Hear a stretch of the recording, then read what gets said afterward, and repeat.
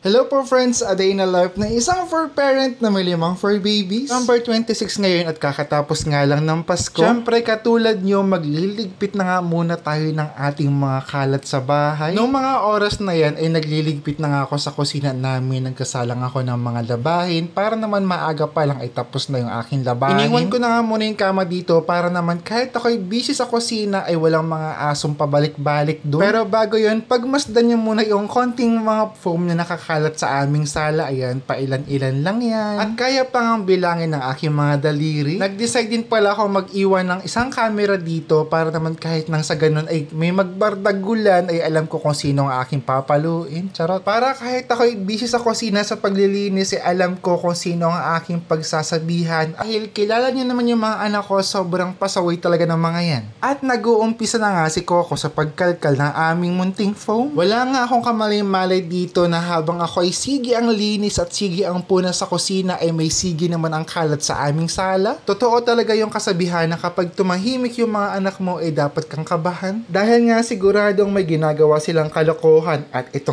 na nga yun. Kung kilala nyo nga yung mga anak ko ay para nga sa akin ay mas pabor nga ako na nagkakalat lamang sila kumpara sa nagbabardagulan. Dahil alam nyo naman yung mga anak ko, away is life. Sobrang sarap nga lang nilang pagmasdan sa tuwing sila ay nagkakasundo sa isang bagay tulad nga ng pagkakalat at naglalaro lamang sila. Kaya nga lang may mga araw talaga na mapapakamot ka na lamang ng ulo kahit walang makati. Sa sobrang pasaway ba naman ang mga yan? At panoorin nyo na nga yung susunod na video clip kung anong gagawin ni Coco pagdating ko dito sa aming sala. Hoy, nagkalat na naman kayo dyan.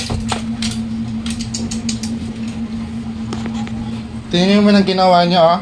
Oh, ebidensya, oh. Ebidensya, oh. Ikaw anak, oh. Oh.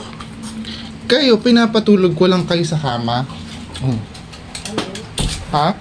Yung foam, sinira na naman ng mga anak mo. Nakahiga pa sila kanina dito, eh. Yung maliit. Si Coco, si Rocket, si Zoro, si Sugar. Oh. Umalis na dyan, alis na.